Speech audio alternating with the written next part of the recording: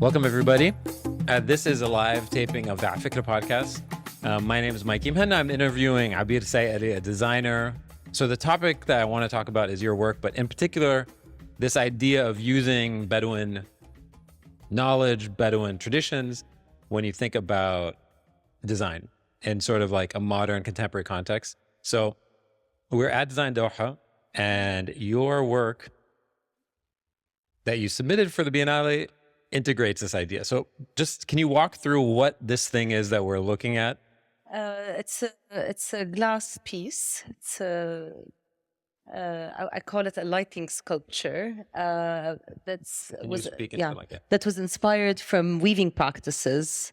So I've been doing a lot of research on Bedouin weaving practices and looking at different material cultures and how they kind of utilize different materials in order to build shelters specifically. So that's very much inspired from that. But with this work specifically, and it's the first time I use glass, I was interested in utilizing this research that pertained to, I would say, Arab knowledge and the cultural heritage of the Arab homeland, and combine it and look into the cultural heritage of another culture. And I was very interested in glass as a material. This is a work that's been in the making for about 10 years, actually. And the first prototypes I did not actually utilize glass. They utilized, plexiglass, polycarbonate, and so on. But the initial premise was, as I said, derived from weaving practices in order to create this like flexible kind of mesh. And so when I was thinking about what I really want to construct this piece from, I thought about glass because the shape itself is a very strong shape. It's called a torus. But then the material, glass, is a very fragile material. And Murano glass specifically has an ancient and kind of not ancient, but an old history, and is very much embedded within the cultural heritage of Italy. Of course, that has kind of now dispersed to many other areas around the world, but originally Murano, started in Italy. Every piece is kiln casted out of glass and hand sanded, it's sand blasted. Every aspect about this work is actually handmade. And so bringing those two references together, I think expands on the research that I'm doing and creates these cross-cultural references in a more meaningful way and more interesting way. So for the uninitiated, walk through how this structure is informed by things that you learned studying Bedouin weaving techniques. Because for me, I look at this uninformed, thinking, okay, cool, beautiful, beautiful piece. I don't think immediately there are those Bedouin traditions. So like walk me through how that's related and how your research informed the structure is not woven, like physically woven. It's actually, they're pieces of glass that are connected to each other. Yeah.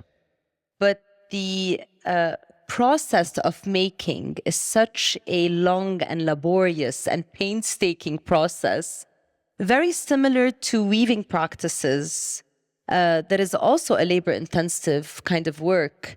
What is so special about weaving and material cultures in general, and why I connect with them, especially today, is because of these slow processes of making and this connection that these cultures had with the materials that they were working with. Yeah. So there is that aspect that's very much reflective and within the piece. It's this process of actually being close to the material. It's feeling the tension and the compression of the material and how it behaves, becoming more like an embodied process. But also when you look at it, I think it kind of gives off to, many weaving kind of woven textiles or fabrics. So it's a glass textile. It's a textile made out of glass. Why meeting points? Meeting points is actually the lighting. The light is called constellations. Yeah. Constellations is because it generates this patterned patterns of light. But then the sequel to that title is Object Light Consciousness. It's like moving from the physical to the ethereal. Yeah. Which is what's interesting about the piece is that you perceive the material in a different way depending on the light condition that's present in the room. So during the day, you really like connect with the material in one way, but then as you get to a darker kind of environment, you begin seeing light as a material. Yeah. Meeting Points is actually this work that utilizes traditional Bedouin tent making knowledge and synthesizes it with contemporary design practices, but also it's very much about community participation. And so again, the notions that I was interested in creating this three-dimensional material system or tapestry is in this work specifically is actually made out of goat's hair, a combination of animal and plants fiber. So goat's hair and jute. And it was a result of long research and field study that I'd done going down on the field and really understanding how you process these fibers. And out of that, I was interested in using the material not in a woven, I was not interested in weaving the material because this is not woven, this is knitted. Okay. So there's a difference between knitted structures, fabric structures. I know this is very technical, no, that's precisely but that's what it is. It's a tensile material, so there's a lot of like tension in the material. There's pull in fabric architecture or in textiles in general. Different fabric structures behave in different ways. So when you look at weaving, for example, you're dealing with a warp and a weft. So yarns that are going purely in two directions. And if you notice, any woven fabric actually is not stretchable. So the question for me with this kind of work is how can I create a stretchable material that has a lot of tension in it? And so this is why I went to knitting, because knitting, if you kind of like look at sweaters, for example, knitted sweaters, you realize they have the stretch to them. And so it was multi-directional stretch. Yeah, exactly. It's like interlooped, you know? So I was interested in using these traditional materials, but then instead of weaving them, exploring and using new ways in order to create textiles out of them. And so this is actually a manifestation of a project that I conceived many years ago called Weaving a Home. And I think you had a slide there, which was the tent that I created, this one here. This tent, basically, the idea behind it is a tent that creates dignified shelter for displaced communities. The whole idea about it was to create this idea of a structural fabric. So usually when you look at fabric architecture like this, or like an umbrella, for example, fabric is usually draped over a structure. For me, what I was exploring here was how can we integrate fabric and structure in a way to blur the boundaries between both, but then use that notion in order to integrate other elements. Like, for example, this work specifically, I think there's also another slide. Yeah, here you can see it integrates, it's a solar powered tent. And so the fabric itself kind of absorbs the sun's energy and it becomes this... What is the material? Self-sufficient tent. This is a work in progress. Yeah. Because I think where I was at, the first part of my research was making this tent work structurally. The material now is something that is... So Meeting Points is actually a flat a manifestation of exactly that same system, but utilizing traditional knowledge. And the reason why I went to Meeting Points is because when I was developing this project specifically, one of my realizations was that shelter is not a product. I mean, throughout my career, I've actually been exploring, I would say, or questioning notions of home and shelter in response to modernity and cultural heritage. And the way I operate is really exists at the intersection between art, architecture, cultural production, and design. And I've always kind of merged traditional craftsmanship with contemporary design practices. And so, for me, answering your question is like, what material is that made of? How is it built? Yeah. Was to answer your question was really the process of trying to build this, and my realization that shelter is not a product but a social technology and a cultural practice really took me to meeting points. So going back to the origins of shelter and how shelters were built within our region, and kind of trying to tackle this specific work, but through utilizing our own traditional practices. So now it's about how do you take these traditional practices and innovate new material systems with them? Yeah. So what notion about shelter are you sort of trying to dismantle or trying to reframe? The fact that shelter is not a product and it's a social and cultural practice, because throughout tens and hundreds, well, since wars have kind of been erupting and people have been displaced, I remember my first reaction when I went to the Zaatari refugee camp was seeing all of those really, for me, terrible tents that were just kind of like supplied to these communities, right?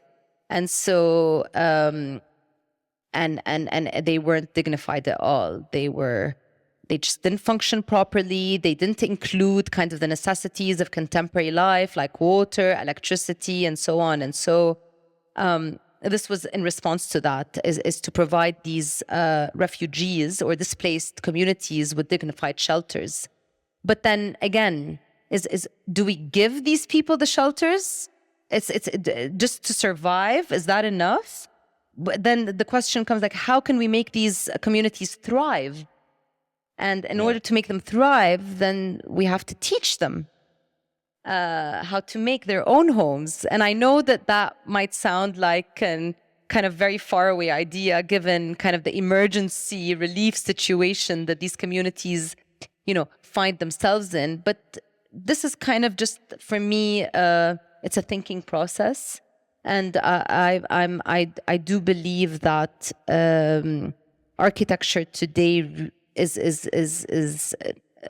needs to be more social.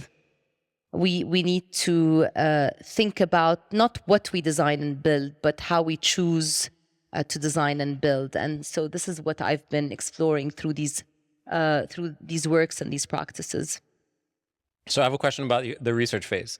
So when you're working with, when you're working with these women and you're learning from them and you're trying to understand their processes, is it simply like a one-way street where you're just sort of like learning and learning and learning, or are they also re-commenting on the work that you're doing later on? Of course. It was very difficult at the beginning to penetrate those communities because they're so closed, right? And closed, they're also very welcoming and very open. But the way I view my relationship with these women is that you have to create a relationship that is based on trust first, right?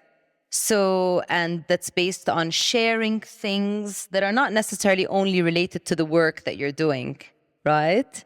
So I'm going in there, okay, sure, as a designer, but then I try to present myself as a person, as a human being, and interact with them in ways where I can connect with them and they can connect with me.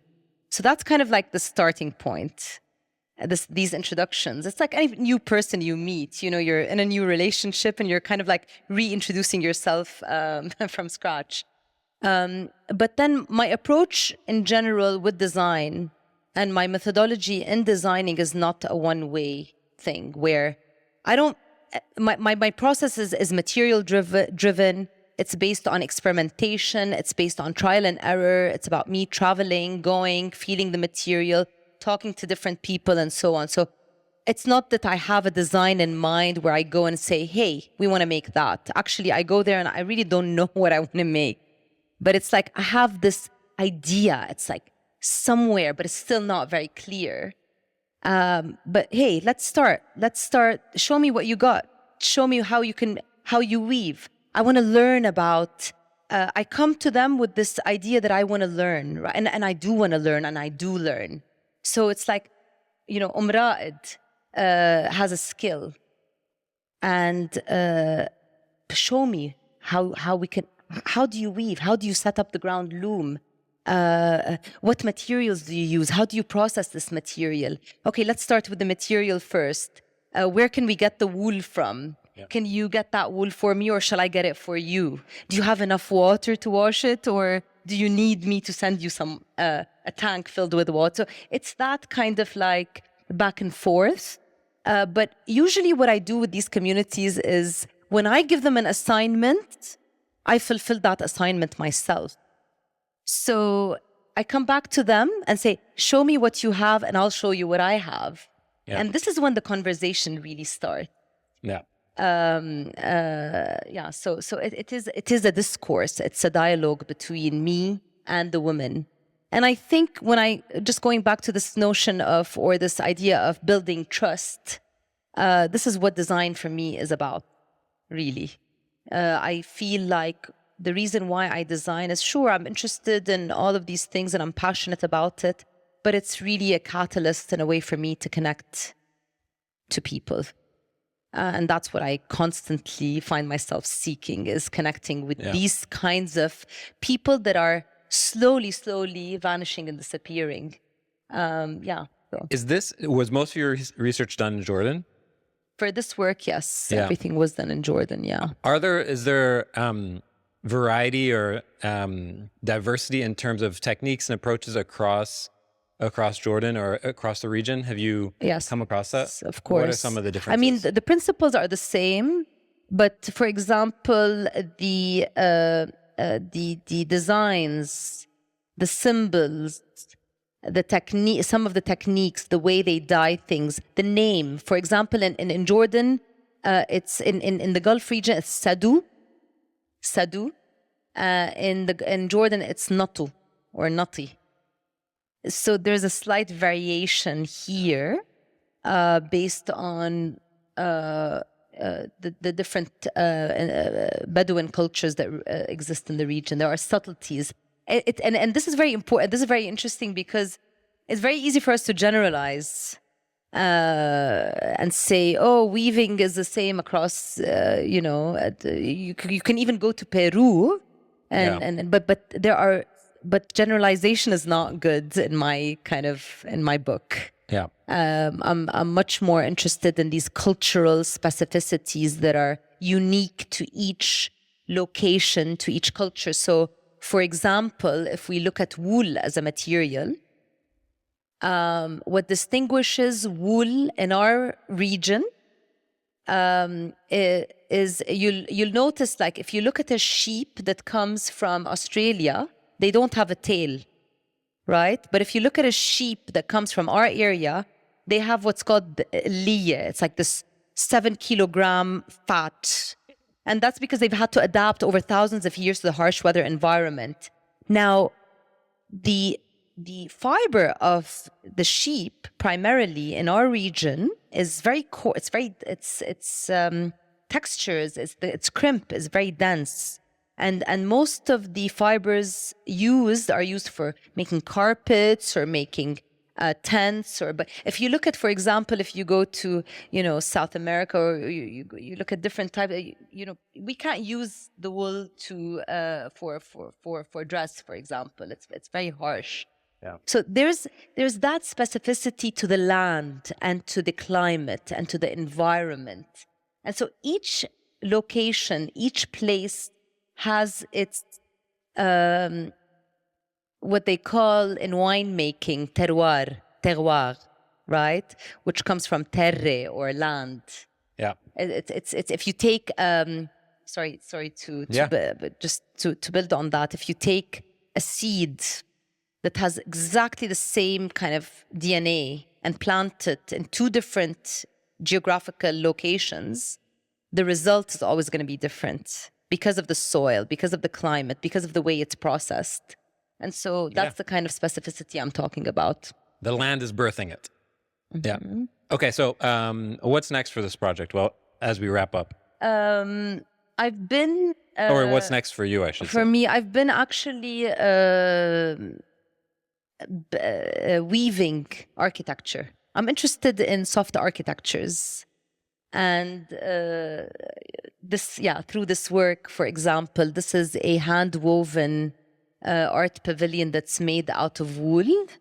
And it was woven on the traditional ground loom, using a combination of wool and wooden rods. So here, this is where the innovation comes, right? Because instead of just using the fabric, I'm integrating another material, a hard material, in order to achieve this notion of a structural fabric. But I'm interested in creating these mobile, I would say, woven architectures that are able to travel to multiple places around the world and host a variety of cultural programs or activities or events or whatever you want to call it. So the question for me has been, how can we recontextualize these weaving practices and these ideas behind and these knowledges behind tent making, but make them relevant to contemporary society, to the way we live and what we do. And this has been one outcome. I created this pavilion for a French fragrance company where they were hosting a variety of base essences and providing kind of a scent, an experience through scent. Yeah. And so we kind of like matched. I kind of matched their brief about the extraction of very essential smells from specific places around the world with the extraction of this specific type of wool in order to create a pavilion that, for me, offers a space for social interaction beyond the space where we're actually weaving. But then this provides an opportunity for me to talk about our cultural heritage in a new way. And that's what, for me, what these works do is people ask, like, what is this? What is this material? Who made this? And this is when you can start kind of opening this,